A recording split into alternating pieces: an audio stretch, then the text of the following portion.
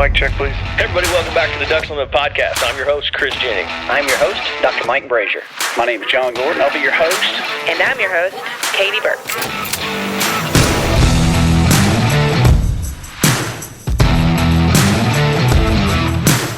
Welcome to the Ducks Unlimited podcast, the only podcast about all things waterfowl. From hunting insights to science-based discussions about ducks, geese, and issues affecting waterfowl and wetlands conservation in North America. We bring the resource to you, the DU Podcast.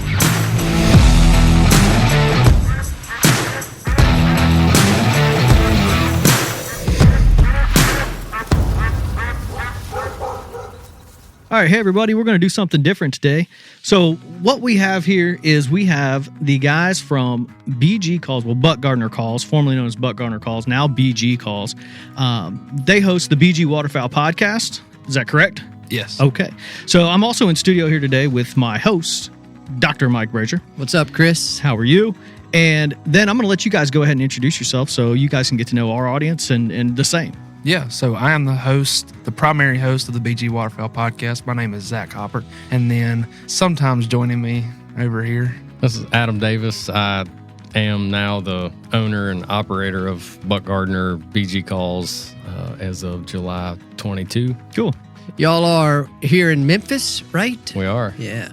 It's right down the road. Just across town. Okay. Buck Gardner Calls or BG Calls now, you know, we've had a long relationship with Ducks Unlimited, and with you just recently kind of, you know, purchasing the company or taking over, that relationship is still ongoing. But what did you know, are you familiar with Ducks Unlimited and how we work here and, you know, things like that? Or, you know, when you saw that, were you like, oh, you know, let's maintain this relationship? Like, how did that go when you took over Buck Gardner? Sure. So absolutely familiar with Ducks Unlimited. Yeah. I grew up in basically Stuttgart, Arkansas. Started my career at Max Prairie Wings, ended up at Bass Pro and Cabela's, and the previous owners of Buck Gardner called me in the peak of COVID with the bright idea that they were planning to rebuild and kind of revamp the brands that they had, and BG Calls was one of those. So I moved back to Memphis in August of 20. And I've been working with the brand for the last 2 years. And then, like I previously said, took over in July of this year. August of 20 would have been an interesting time to relocate. I can tell you that. It was. Yeah, we, of course, lived in an apartment for about 3 months trying to find a house and settled in basically Hernando. This is a rough time to buy a house, honestly. Yeah, that's right. And Zach, how about you? Kind of what's your background? Yeah, so I started with BG in the spring of 21, March-ish. This was my first job out of school. I got my marketing degree from Ole Miss and just wanted to work in the outdoor industry and really didn't care how I did it. I started as the shipping manager, and that kind of transformed into the guy that was kind of handling the marketing. He had a lot of other tasks he was doing, so I kind of stepped in and I started doing some of that, and that just kind of led one thing to another, and now that's my full-time position as marketing director and host of the podcast and all that good stuff. Kind of stuck with him now. Yeah, now you got him. Well, you guys kind of came up with this idea to do kind of a co-branded joint podcast. Yeah. And so, you know, let's kind of, I'll let you kind of kick off on, you know, what you guys want to talk about, you know, just especially with, you know, Dr. Brazier here and any questions that he may have regarding, you know, you mentioned, you know, avian influenza, it's a hot topic, things like that. So I'll go ahead and let you guys just go ahead and take it from here. Yeah, so I'll add a little bit to that. You guys, Zach, you reached out to me and asked me to come on your podcast to talk about avian influenza, and it feels like I'm talking about that every other day, you know, now this time. And so I said, you know, let's think about something different, because I knew that I was going to have a little bit of an update for us, and said let's maybe think about a co-branded deal where we can all get together, and then that way I don't have to do two separate episodes. So we're doing all this for his convenience. Sort of some selfish motives there, but I'm not ashamed to say that either. Well, Zach approached me, I don't know, 2-3 weeks ago, and with our relationship of Ducks Unlimited and what we, you know, produce for you guys, and he asked about it, and I was like, well, this is a great opportunity for us, and, you know, to come in and visit and see you guys in person. Cool. Yeah. And especially being just down the road, it's convenient. Oh, yeah. Yeah, so personal experience got me thinking how cool it would be to actually have a biologist, doctor from DU come on and kind of tell our listeners anyways about the avian flu. Because, I mean, I've seen it, I think, and that's a question I'll get to here in a minute, but just really want to know what the basics of it, the updates. We all know kind of what it is. You know, these birds are acting crazy, but just for our listeners' purposes, like, what is it doing to the birds? I would say, where did it start? Yeah. Where does it start? I'm probably not smart enough to be able to tell you that. First thing I'll do is to avoid having to go back through everything that we've discussed on prior episodes, I'll remind folks that we have a website, ducks.org/avian flu, which contains a whole list of frequently asked questions. Some of it is the basics of the avian of the virus itself and the disease that results from it. That website contains 4 or 5 podcast episodes now where we've talked 5. with various wildlife disease experts, and I guess there was a separate one that you and I recorded here lately. That's all on there. There's also some links to external websites for federal agencies, USDA, U.S. Fish and Wildlife Service, CDC, Center for Disease Control on the human health side of things. So that's a great resource for folks to go look at it to get some of that basic information. Where did it come from? I guess I'll try to sort of do this briefly, and then the other caveat the disclaimer that I provide is I'm not a wildlife disease expert. What I am able to communicate is a result of the conversations that I've had with wildlife disease experts here over the past 6 or 8 months. Waterfowl populations, wild waterfowl exist in the presence of various influenza viruses. And in that broad category of viruses, there's 2, you'll hear them referred to as, 2 broad types: highly pathogenic avian influenza and low pathogenic avian influenza. The one that we're dealing with right now is a high path avian influenza virus. That high pathogenicity is a reference to how severe the illness is when commercial chickens are affected. The high pathogenicity has nothing to do necessarily with its effect on wild waterfowl. That was just some nomenclature developed for the commercial poultry industry. For the longest time, we didn't see high-path avian influenza in wild waterfowl populations. It was restricted to commercial facilities. They would have a periodic outbreak. A virus would mutate or develop or something. They would depopulate, quarantine, and kind of squash that virus. And this is a worldwide issue. Waterfowl and avian influenza viruses is a worldwide issue. It's not restricted to North America. Somewhere along the way, within the past 30, 40 years, we began to see sort of increasing frequency of these high-path viruses show up in wild waterfowl populations. Prior to maybe 1992 or the early 2000s, I forget which, all prior instances of avian influenza detected, except for maybe 1 or 2, in wild waterfowl were of the low pathogenic type. And this high-path deal was restricted largely to commercial facilities. Somewhere along the way, somewhere around the world, that high pathogenic virus started to show up more frequently in wild waterfowl populations. So that's the virus that we're currently dealing with. It's been in Europe for the past couple of years. They've been dealing with it. Yeah, I think the last couple of years is fair, maybe stretching into 3 years now for them. But wildlife disease experts largely suspected it was just a matter of time before it made its way to North America, and it did so.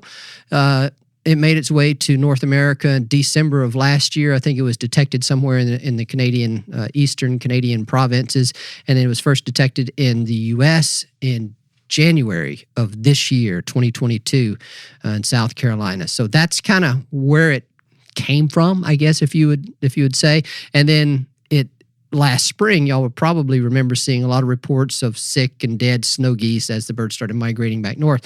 And the folks that kind of study this stuff suspected it was just a matter of time before we saw this kind of spread across the entire wild waterfowl population, which it's doing now. So with that being said, correct me if I'm wrong, but as the population increases in wild waterfowl, naturally if this stays around, we could expect it to get worse, or? I will say I don't know. That's a question for a virologist, because you start talking about mutations in the virus. A lot of the stuff that we'd learned about and heard about with the coronavirus and COVID-19 applies to kind of the understanding of this viral epidemiology, virology, et cetera. And just as we heard about mutations and different strains and all that type of stuff, the same applies here. And so it's a high-path avian influenza subtype. It's called H5N1. The H stands for something, the N stands for something. They're kind of proteins on the virus. And then there's all sorts of other kind of genetic information tied to that particular virus where they can identify it. And so these things mutate. So I don't know what I'm not the one who's going to be able to say what's this going to look like.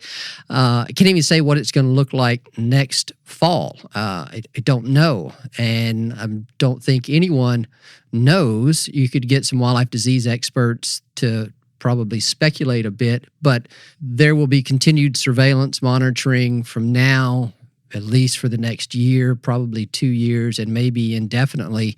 Hunters will be an important part of that. To kind of keep an eye on what's happening with the virus out there in wild waterfowl. And of course, the big concern is not related to wild waterfowl at this point. It's the commercial poultry industry. It's backyard flocks of birds, because the highly pathogenic avian influenza subtypes are lethal, nearly 100% lethal to commercial poultry and backyard flocks of birds. Okay, because that brought me to my next question. Are there birds recovering? Do we know of any wild waterfowl that are actually getting the virus and recovering from it? Yes, there are. And that's something like last week I was at the North American Arctic Goose Conference. And that is one of the things that was discussed in a variety of presentations, what they're starting to do now. And so let me kind of back up here and refer to our experience with COVID. You remember how you can take a rapid test to tell you if you have a live virus. Then there's also antibody tests to tell you if you'd been exposed to the virus sometime in the past, but you may no longer have a live virus. The same thing applies with avian influenza. And the antibody test requires, as I understand it, a blood draw. And there hadn't been a whole lot of testing of that type done, like let's say earlier in the year. They're starting to do it now. A lot of field work happening out there where they are capturing live birds, or maybe, I don't know if they can get blood from harvested birds. I'm not sure how that works, but they are looking at those blood samples to test for antibodies. And it takes a bit to dial in on this specific virus. You can first tell if the bird has avian influenza antibodies, and then I think there's a couple of other steps to actually dial in on this specific, kind of H5N1, this particular strain. But they can get that. They are testing that in some areas, and they are finding some birds that have antibodies to this virus, and that basically means that they have been infected and they were able to overcome the virus, the disease, as I understand it. And you have to, it only makes sense, because otherwise it would be causing severe illness and mortality in way more birds than we currently are seeing right now. What causes that? What causes some birds to be able to fight it off and others not? Some of that's going to be related to the viral load that they take in. Some of it may be related to other things that I don't know anything about. So, but yes, the answer is yeah. The other thing that I'll say is that a lot of that surveillance testing that I mentioned is sampling hunter-harvested ducks and geese. They're detecting this virus, live virus, in a lot of ducks. I say a lot of ducks. That I don't know what the prevalence rate is. I've heard 14, 20%, and it's going to be probably, you're going to have numbers that are lower than that, a little bit higher than that. That means at any point in time, the birds that they're testing, they'll find, let's say, for example, 15% prevalence of the live virus. And those would be in otherwise healthy appearing ducks that have been harvested. So we know it's in ducks. We're not seeing as much apparent mortality in ducks as we are in geese, but there's some potential bias in that as well. That's kind of a question I just had vaguely from listening. Considering you were at an Arctic Goose Conference, was it talked about as to why, let's say you hear it from everyone, all the Facebook doctors, that it's impacting the juvenile snows more than other species. Is that true? The only evidence I have to go on right now is sort of anecdotal, observation-wise, because nobody's out there objectively that I know of picking up. Maybe they are, and we'll hear about this data sometime down the road. But you don't hear of a lot of people out there objectively, rigorously picking up all the birds and sorting them to adults, to juveniles. Maybe some doing that. So it's just kind of like, what are people observing? And most people are seeing, I'll throw out some numbers based on just what I've heard from some friends, 70 to 80% juveniles. Now, I've talked to some people, that basically means 20 to 30% are adults, right? So it is affecting and killing some percentage of adults, but the majority seem to be juveniles. That's not unexpected because they're the ones with the more naive, inexperienced immune system. I'm trying to remember what some of the results that I saw last week. They pulled blood from young birds, from hatchier birds, as well as adult birds, and the percentage of birds to look for antibodies just for the any type of avian influenza virus, the percentage of juvenile birds in this particular study that had any evidence of avian influenza antibodies was 0. So they have no antibodies. And so for any type of avian influenza virus in that particular little sample, whereas when they looked at the adult birds, I don't remember what the number was, but it certainly wasn't 0. It could have been 40 to 70%. I don't know what that number was, but point was, in fact, those juvenile birds had no antibodies for avian flu. And so if that's the case, yeah, you would expect them to be the ones most affected. And I'm sure you guys are out there and seeing that same thing. I'm the same way. I have a place over in Arkansas where we hunt, and it's a lot of rice fields. And historically, you'd always see that. A big flock, 10, 15,000 snows get out of a field. There's always a couple dead floating out there. And that could be anything. And that's another reminder that Mike does a really good job about, telling people is that what you're seeing may not be avian flu. It could be avian cholera. There's any number of diseases. But aspergillosis or something. You just wanted to say a big word. Well, I did it at risk because I might have mispronounced it. But anyway. But yeah, I'm seeing the same thing that, I think everyone else is, where, you look across the field, instead of there being 2 or 3, now there's 30. Yeah. In different stages of decomposition. So it's like, this one, died 2 weeks ago and this one probably a week ago. But majority of them are juveniles. I've seen a couple adults here and there, but with growing up around that Stuttgart, DeWitt area, naturally a lot of my friends, and they are in the guiding, or that's what they do for a living. Yeah. And so naturally, just because of what I do in the industry, they think I should know. And I'm like, guys, I can't answer that. I just know they're dead, and I know they're in the fields. And yeah, I think it's just a concern for those guide services. It's their livelihood, and they're asking a lot of questions. I have talked with a couple of people here lately who have shared with me they were kind of on the front line, or the first outbreak that we heard of. One is in Washington and one is in Arkansas, and I've checked in with them here recently to find out what they're seeing on their property. Are they still seeing the same number of new dead or sick birds on their property every week? And the answer is that it appears that the virus, the illness, is lessening. The observations of sick or dead birds is decreasing on their properties. And that's what you would hope would be the case. It would be very concerning if we saw this persist at the same level and begin to burn through the adults, along with all the juveniles right now.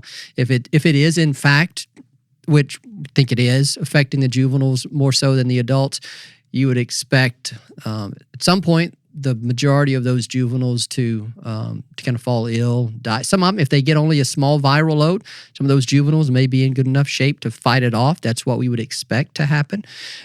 Same with the adults. It's crazy to think that we are all so interested in the virology, the viral epidemiology. I don't even know if I use those words correctly or not. I'll take a chance there. That we're all interested in that level of detail on this particular topic. But I mean, I think it's cool. It's a chance for us to help educate and communicate various pieces of guidance to people. Let's not freak out about this. Let's understand the risk to us as humans, to dogs. Let's understand whether it's going to have a detrimental long-term effect on the population of waterfowl, which no one really thinks that it is at this stage. Might be a few populations that are a little more susceptible, a little more concerning, but by and large, no one is expecting this to have severe long-term effects on wild waterfowl populations, as I understand it right now. And any and every bit of this is subject to change as new information comes in. I mean, nature's not stagnant. The virus is not stagnant. It's going to be mutating. And one thing that I'll mention here, I don't think I've ever remembered to say it on any previous episode. That's why it's really important to reduce the opportunity for this virus to jump to a different type of animal. We talk about not letting your dog chew on dead birds, not letting your dog chew on carcasses of even apparently healthy birds. Because I just told you that some percentage of the ducks that are harvested out there have live virus in them. Viral concentrations are highest in the organs and the brain. Don't let your dog chew on that and eat all that. The other thing the kind of guidance that I received from USDA APHIS, and I had never even imagined this, but it's an important point, I guess, to make. Apparently, somebody has the idea of feeding carcasses, maybe of harvested birds, to pigs. I've never heard of that, but apparently it happens to some degree, and USDA APHIS is like, we really don't need to be doing that, because if you're introducing that virus into another organism, you're giving it the chance to mutate and develop the ability to infect that animal. The same as we heard with the coronavirus and all the speculation about it jumping from one species to the next. Same reason why we need to be very careful against doing anything that would encourage that to happen, So if yeah. And I think one thing to point, two things real quick that I'll point out. The first thing is that we have really kind of positioned Ducks Unlimited. We don't want people to think that we are the authority, this virology, and so what we're doing and what Mike is even doing here is he's relaying this information from specialists in the field that he either talks to at this conference or he calls them. He's constantly dealing with questions on this, but also letting the USDA is setting these, answering these really the frequently asked questions that we have on the website and things like that. I mean, these are directives from the USDA, state agencies. Well. Yeah. I mean, Arkansas Game and Fish is really involved with this, the commission. So, we don't want your audience to think that Ducks Unlimited is the authority on this. More or less, we are just communicating the messages that we have the opportunity to get. The other thing, and you didn't really mention it, but that decrease in the number of birds, and this is just me kind of, being the armchair biologist. Go for it. Yeah. It is something that you mentioned, that there's so many different factors in this, and we saw a huge number of these early in the season. When the season, especially in Arkansas, just opened up, there was a bunch of dead birds after that first weekend, and people are really talking about it. But also, we had a really strong cold front there, and it forced a lot of these, especially snow geese, who were holed up in South Dakota and northeast Missouri, and it forced them on a pretty good flight to get down to Arkansas. So those birds were stressed by this cold weather. And that's another thing that he had kind of pointed out for people to keep in mind, that, there's so many other factors involved. If these geese get it and they're in a nice, comfortable environment, they can probably, just like us when we're sick, you don't want to have to go shovel White Rock when you got the flu, so and that's what these geese ended up doing. So now we're going to talk about this, kind of, we've got a big forecast coming up as we head into Christmas. Yeah. And I know duck hunters are just like, oh my gosh, especially, let's rephrase that, duck hunters in the South, because it's going to get serious cold here, and people are kind of fired up. So it'll be interesting to come out of that, looking if there is like the people that you have talked to, that the number of birds that he's seeing has gone down. Well, if it goes back up, it could be due to factors like that, where these birds are just getting stressed out. Yeah. It could be. That'll be an interesting thing to pay attention to. The other thing I take away from that is that you were actually paying attention. I was. Man, I didn't know that. I appreciate it. That's good. Yep. Yeah, I was that time. This is kind of important. There's a lot of people asking questions, so I listened to you on that one. Yeah, Mike. very good. One more thing, just curiosity. 2 experiences happened to me last weekend in Arkansas. I was on the river in my boat, and I look up, and there's a snow goose on the river, way out of its element, circling above my head, acting really strange. Could have shot it out of the back of the boat, and it followed me. You know, like I've never ever heard of that happening. I mean, is that something like early onset avian flu? Do they act really strange but still are able to do normal goose things or waterfowl things in general? I mean, is that? Yeah, that is widely believed to be one of the kind of signature symptoms of a bird that may be early in an infection, still able to do things, to fly, but it's starting to get some kind of neurological issues, or it's starting to feel the effects of that. And whether a bird can become symptomatic and recover, I don't know. I would imagine maybe. I did hear that there's a certain point at which there's certain symptoms that once they start kind of developing some head twitches and they're on the edge of not being able to recover. But yeah, there's a lot of reports of things like what you described. It could be, to be certain, you'd have to get that bird and test it, but that seems to be a common observation in areas with documented AI. Yeah, and I've heard several different stories like that from Southeast Missouri all the way to South Dakota, Kentucky. These guys, and I've even seen it on opening weekend. Like we had a flock of like 6 snow geese, and they're flying over our decoys, like too high to even shoot at or anything. We're not even paying attention to them really, and like one just literally like kamikaze crashed into the decoys, and it was just like don't see that very often. Nobody's shooting at it. It's just, but then it's trying to get up, and it would jump and hop, and but it just kept going back down. So I think a lot of hunters are seeing that. So that's probably a good point to make, to kind of keep your eye out for that. Before we move on to some of the other hunting and kind of migration update here, let's take a quick break, and we'll come right back.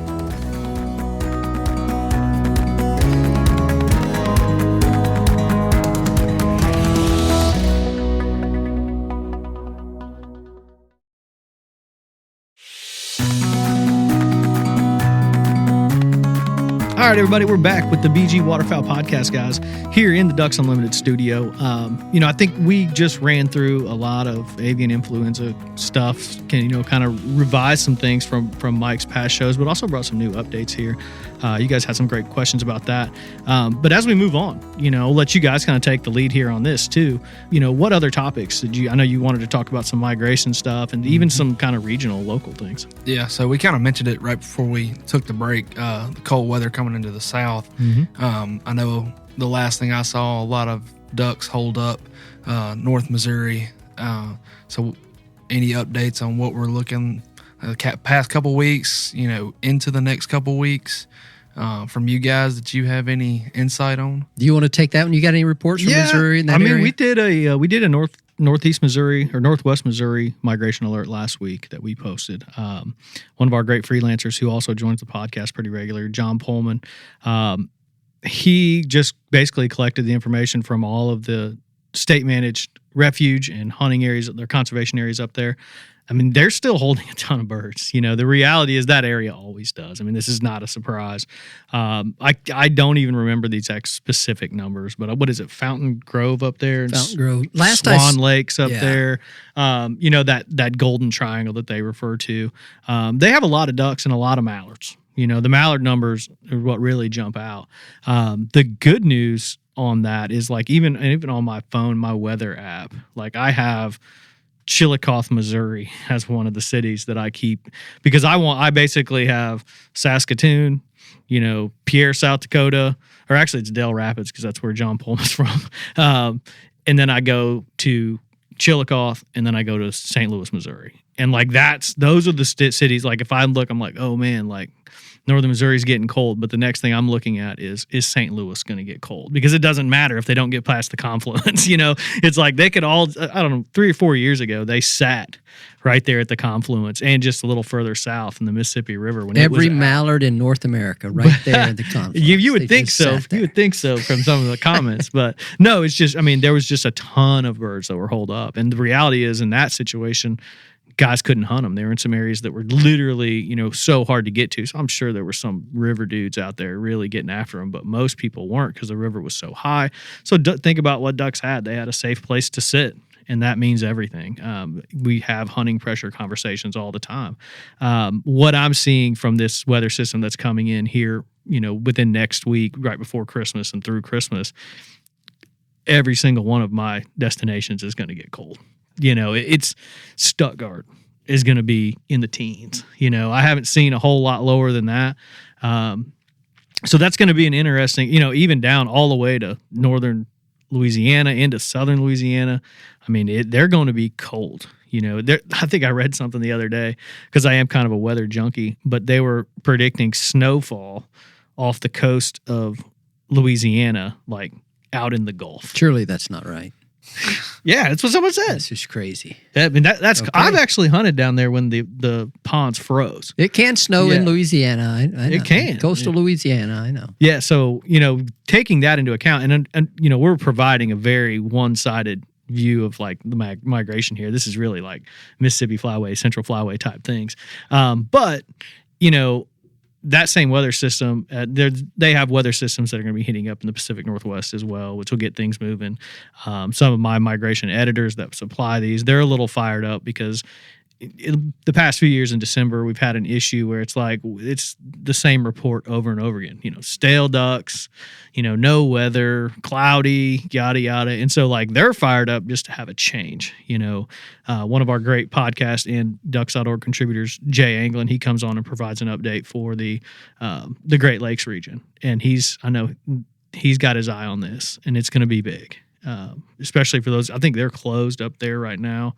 But southern Indiana, southern Illinois, those areas are going to be, one, they're going to pick up a bunch of ducks, but two, they're also going to be impacted. Some of those guys are going to be ice fishing potentially. So if they're ice fishing, we're in business down here. Like you said, at least my recent memory, the last 2, 3, 4 years, December has just been like horrible. Christmas was short sleeves. Yeah. And the week after, we were hunting and we were rolling up our sleeves. Yeah. I played golf the entire Christmas break last year. Yeah. That's the reality of it. Yeah. And I'm under the firm belief that we go through cyclical weather patterns in spurts of 5 to 8 years, and I think we go through good hunting 5 to 8 years. It gets good and it gets bad. Yeah. I think overall, especially in the South, we've had a rough go of it the last couple of years. You look at harvest numbers, it's not what it was 10 years ago.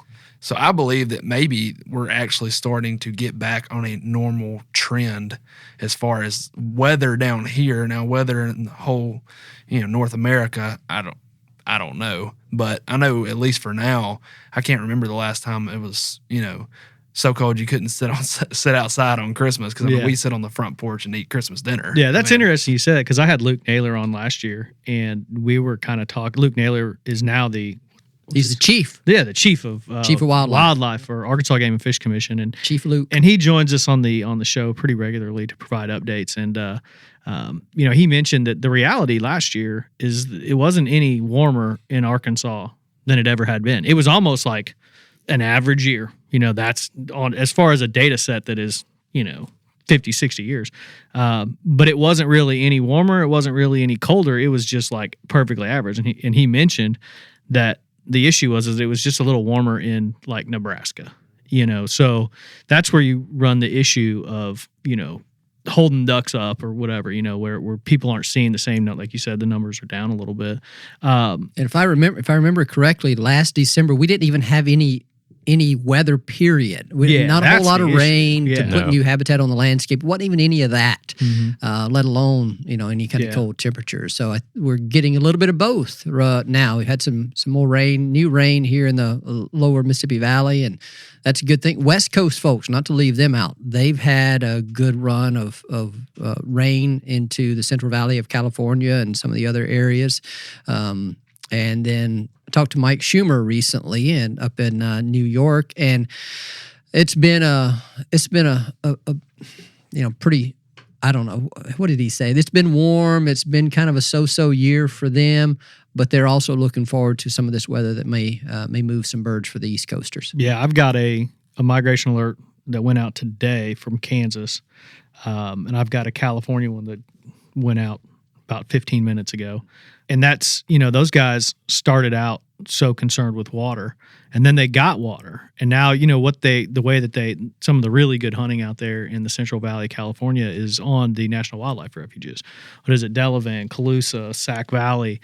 And a lot of those properties, and don't quote me on exactly which ones, because I don't exactly know, but, they weren't pumping water until it got to like a 50%, availability type thing. And most of them hit that number. And so they ended up getting, 50% water in the hunting just in the last few days, like the December 10th, it just took off. Like the guys out there, just like it went from, not very good to most of these public areas are averaging like 3, 4, sometimes 5 birds per gun, which is, you're not going to have a whole lot of public areas in the country that average that. I mean, these are top tier, probably some of the best public hunting in the country. And so they're all happy right now. What happens in the next few weeks? I know they're going to get some more weather. There's a couple systems out there.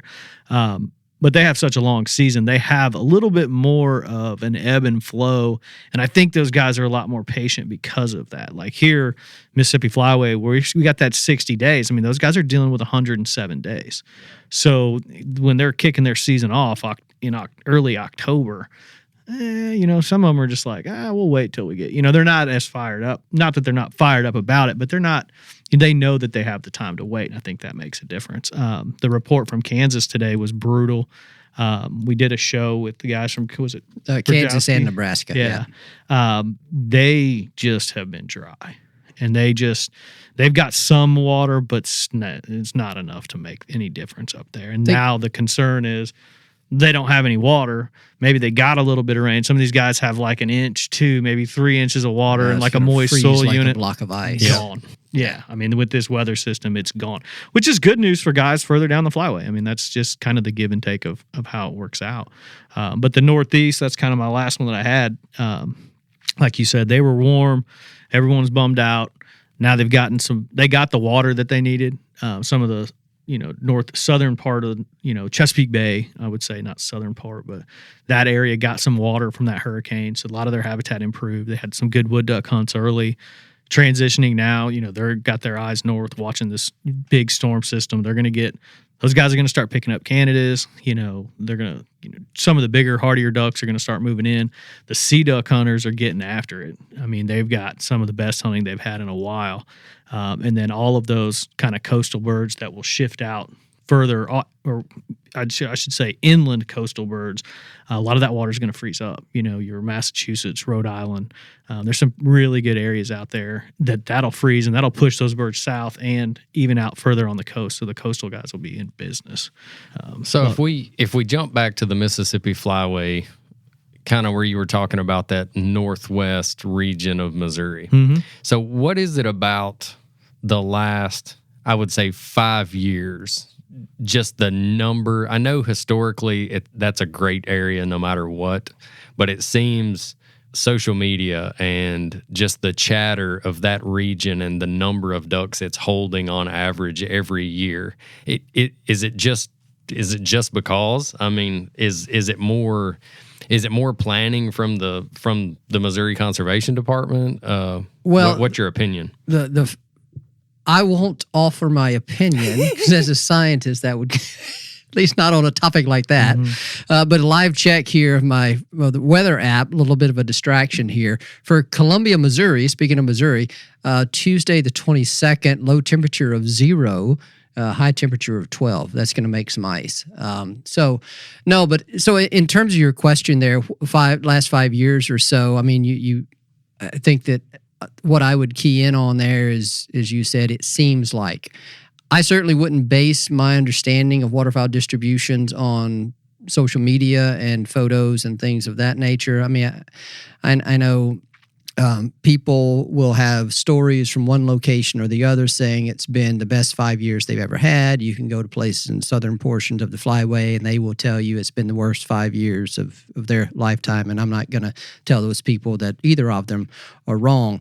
What I can say is that the question about why some places are holding more birds, I use air quotes there, or whether they've had more successful hunts, it's going to vary at different scales. This is a question that the scientific community is looking into with the data that we have available. I'm involved in a study with some collaborating partners trying to look at band recovery data for mallards over the past 40 or so years to see if there is, in fact, a change in the recovery distribution of banded mallards in the Mississippi and Central flyways. So from a scientific standpoint, that's the first thing I look for after you establish the question is what data do we have available to actually evaluate that question from an objective standpoint. And that's obviously a very frustrating thing for the average hunter to say. I don't care about your objective data. I'm telling you what I've seen. I understand that. But it's a number. If you want to look back over the past 5 years, I think it would be very difficult to find something more influential than, let's say, large-scale weather patterns, the timing of those weather patterns. You can look at average temperatures over the course of a year, as Luke did, and I think that was the course of a month, and you'll find no change. What we all are increasingly, I guess we've known it, and now we're getting more data to support it, is that what moves birds, what causes birds to go in different locations at different times is not a single factor event or single factor kind of equation. It's weather, and weather encompasses a lot of different things. It's not just temperature. It's the length of time that temperature stays below a certain threshold. It's snow cover. It's precipitation, how things are moving around. And I'm not going to pretend to be able to go through each of the last 5 years and explain away any type to explain anything that you've described there. But my recollection is that, in fact, we have had some very frustrating years in terms of weather conditions, environmental conditions that would have been beneficial to hunters at southern ends of the flyway. I think this year is a good contrast to that because what happened in early November, Veterans Day weekend, we got cold weather. What also happened? We had dry conditions in the Mississippi alluvial valley. Birds still migrate. Where they migrate, when they migrate, and how far they migrate is dictated by a whole host of factors. And those factors change through time. They always have, and they always will. Some of them we quote control as landowners, as public area managers, as agricultural producers. We're kind of responsible for some of those things that are happening out there on the landscape. There are other things we can't necessarily control, those larger environmental drivers like precipitation, snowfall, temperature. And then, of course, you look in some areas where we've observed massive amounts of habitat loss. Other areas in Missouri, give them credit, they have done a tremendous job in managing and providing high-quality habitat for migrating birds. They absolutely have done that. Other states have done that as well. You can look throughout Arkansas and portions of the Mississippi Delta that have done that too. And so it's not just that. It's a litany of factors. So that was kind of a, what's the word when they get up there and just talk and talk? Filibuster. Filibuster. I was like, that's like a filibuster. I was going to say, yeah, maybe it is a filibuster. I wasn't taking it as that, but no. Yeah, maybe that was kind of I don't want that to sound like too much of a filibuster, but I guess it is just no one can tell you exactly what would have happened the last 5 years and what single agent was responsible for that, because there wasn't a single agent responsible for that. And I think it's interesting, I hear a lot of, the same things that you guys are hearing, that, there's no ducks in the South anymore. Hunters are not seeing the birds. That's fine. I'm from Indiana, so I there's more ducks down here than there ever was in Indiana, so I think it's awesome. But if you look at the actual data sets, because the midwinter surveys, Arkansas does a really good job with it.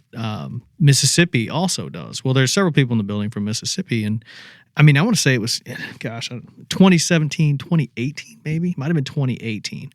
If you look at the midwinter surveys, there was more mallards in the state of Mississippi than there was ever. But that was at the time of the survey. But if you go over to Arkansas's numbers were 60% down, and maybe don't quote me on exactly 60, but, everyone's like, oh, there's no ducks in the South. Well, just so happens that, they had a weather system and those ducks are moving. And that's one thing that we talk about on this show a lot. Here one day, gone the next. And I get phone calls in my office. The guys say, I haven't seen, a duck in front of my blind. There's no ducks in the state of Arkansas. I haven't seen a duck in front of our blind in 2 days. There's no ducks. Well, man, you're looking at, maybe you can see 3-4 miles in this, general right outside of your pit blind. That's what you're looking at.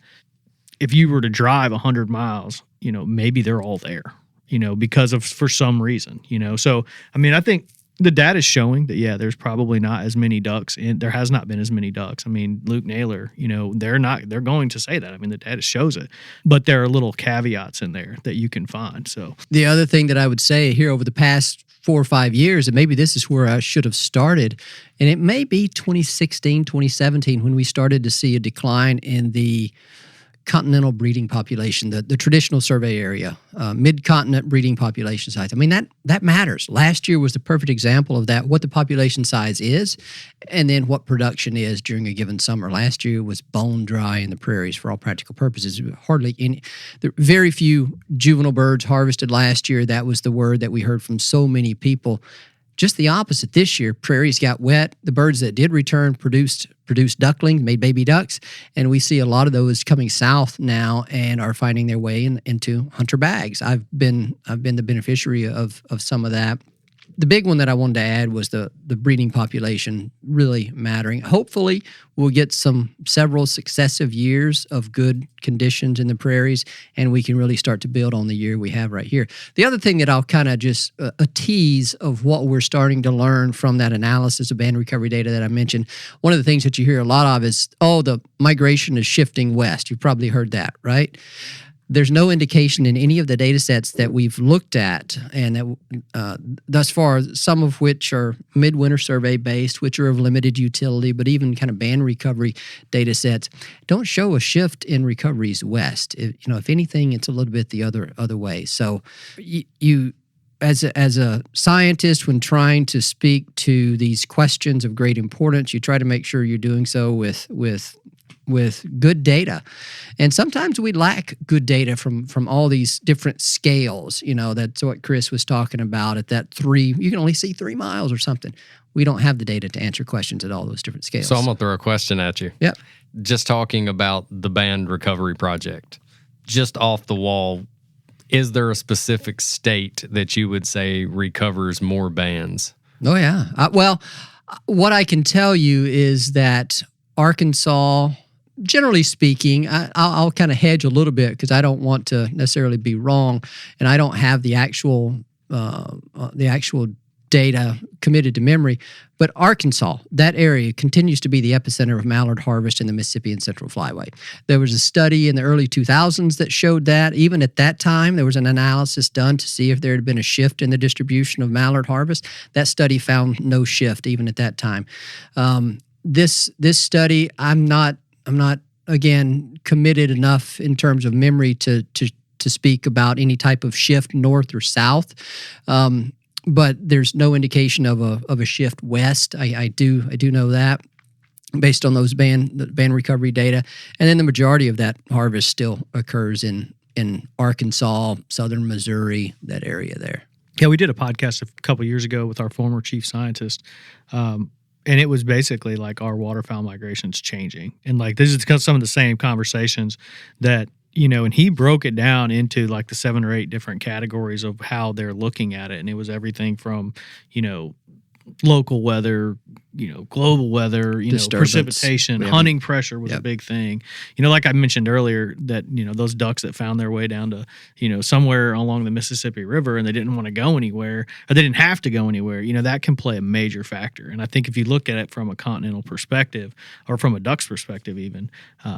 It's interesting to see, and there's other data out there, which is really cool. I mean, I tell people all the time, like, Arkansas was, 5th or 6th in mallard harvest a few years ago, whatever. And they're like, well, how do you know that? I'm like, well, the U.S. Fish and Wildlife Service puts out a report, every year that is available to the public. And guys just don't look at it, and they're like, where would you go hunting if you, had anywhere to go? And I'm like, Washington State, the numbers are ridiculous. You know what I mean? Like, they are hammering widgeon up there. So it's like the numbers are available for people to look at. You know how many nasty rams you're going to get? There's no one else. Yeah, they're all right. They got enough ducks. They do well. But yeah, I mean, that's true. I mean, with the numbers are available to look and then to compare. And you're right. I mean, it does show like a dip in numbers of mallards. Overall duck harvest doesn't dip near as much. Maybe guys are just more willing to shoot shovelers these days. Who knows? But that's the Mississippi mallard, right? Yeah, absolutely. But you can go in and find this information. Yeah, I mean, y'all put out a great. I mean, every year that's the biggest thing that goes around is the Ducks Unlimited duck number. Right at the beginning of the year, and you see the blue wing teal, pintail. I mean, or green wing, whatever it was. That are just. I mean, blue wings were up this year. Yeah. I wouldn't say skyrocketing, but they're definitely, more than their average, going up, whereas the mallard is not. Yeah, that's right. This was the breeding population survey of this year. Yeah, I think the mallard would have, I think it was around 24% decline or something like that from last year. But again, that was the holdover from what was left after everybody the drought, was freaking out, and I was like, wait, now look. Right. A lot of young mallards in the population this fall. Yeah, so next year be very interesting to see that report again. But like I said, the other duck numbers going up substantially. Yeah. So well, there's always that discussion of the number of mallards killed in Arkansas and the 60-day season versus California's 105 or 107, whatever it is, somewhere around there. Don't know. And they always want to have the conversation of, well, why can't Arkansas have a 100-day season? And I'm like, do you realize the number of hunters and the number of birds that would get bagged in 100 days in Arkansas? Yeah. I mean, they've never put that many rednecks in a 100-day duck season. I don't know. I mean, that's all based on harvest regulations of the U.S. Fish and Wildlife Service. And, there's a long history in that. I think we had an episode in our harvest management series where we tried to touch on that a little bit. But it's an entire discussion in itself. But you're right. Part of it does relate to the relative number of hunters and the likely take that they're going to. And that's a conversation you have with people. And your average hunter, like you said, the data's there. They just don't look at it. Yeah. And so when you get in those conversations and you try to make them understand, look, you couldn't take the number of hunters that are in Arkansas for 100 days. It wouldn't make sense from a bag standpoint. Yeah, and there's no easy way to explain any of that. I mean, I did it. I think I've said it on here before, a couple years ago, and people were like, there's no ducks, around here in the South. Why? And this and that. And people are arguing over what reason. I'm like, it's 55 degrees in Nebraska on January 10th. That's why there's no ducks. It's like, I'm no scientist. Yeah. And most of the times when we're talking about this, people are imagining mallards. Mallards are the most hardy, cold hardy species.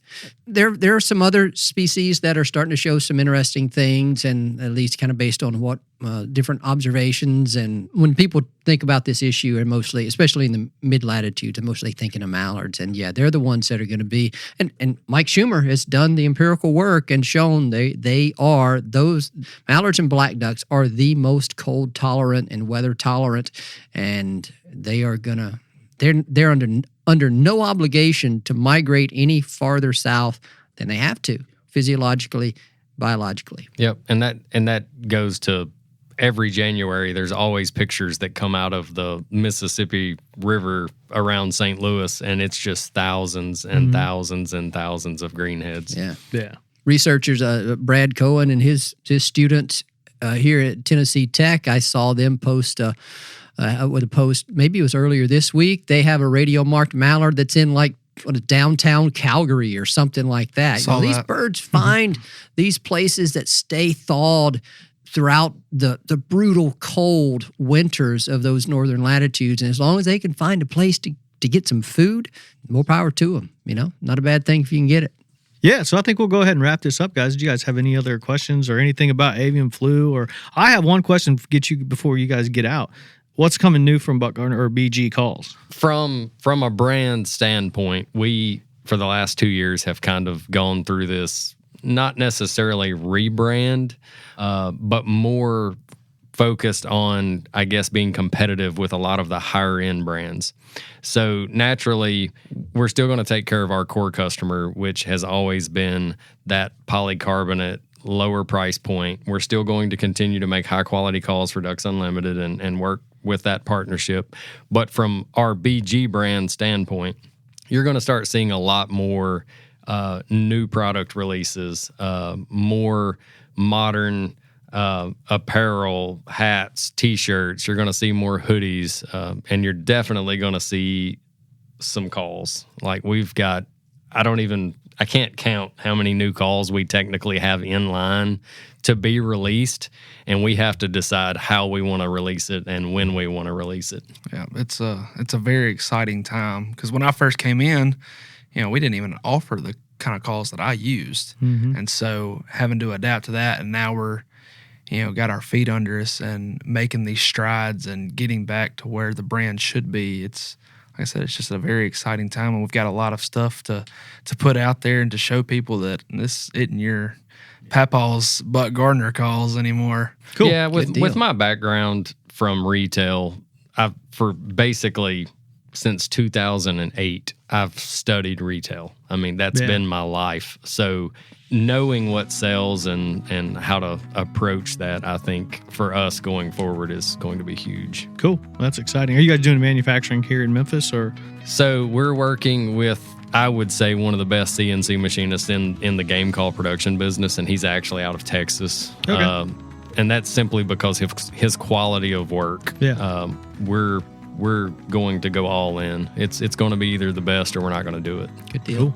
Well, awesome, man. This has been a great conversation. Glad we got to team up on this. Hopefully answered a few questions, or Mike did, I guess. Yeah, you stepped in there, man. Yeah, I provided demonstrated some that you were in fact paying attention. I appreciate that. Yeah, no, thanks for having us, and thanks for kind of doing this dual podcast. Yeah, I mean, I learned a lot, and then got the updates on the migrations, and I think we're about to see, hopefully, a very, very good peak in seasons everywhere that we maybe hadn't seen in a couple years. That's at least consistently good, everywhere. Yeah, run them ducks out of those states that have already closed their seasons right now. That's the other thing that kind of exactly it doesn't work in That's our back favor. to the pressure. That's right. Yep, absolutely. Cool, guys. I appreciate it. This has been awesome. Thank you. Thank you. Thanks, y'all. I'd like to thank the guys from BG Game Calls and the BG Waterfowl Podcast for joining us today. Had a great conversation, more avian flu, hot topic type stuff, and some migration updates here, so I'm sure everyone will find that valuable. I'd like to thank my co-host, Dr. Mike Brazier, for joining us. You're welcome. Thank you. And I'd like to thank our producer, Chris Isaac, for putting the show together and getting it out to you. And I'd like to thank you, the listener, for joining us on the DU Podcast and supporting wetlands conservation.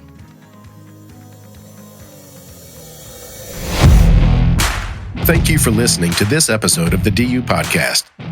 Be sure to rate, review, and subscribe to the show, and visit www.ducks.org/DU Podcast for resources based on today's topics, as well as access to more episodes. Opinions expressed by guests do not necessarily reflect those of Ducks Unlimited. Until next time, stay tuned to the ducks. Stay tuned to the ducks.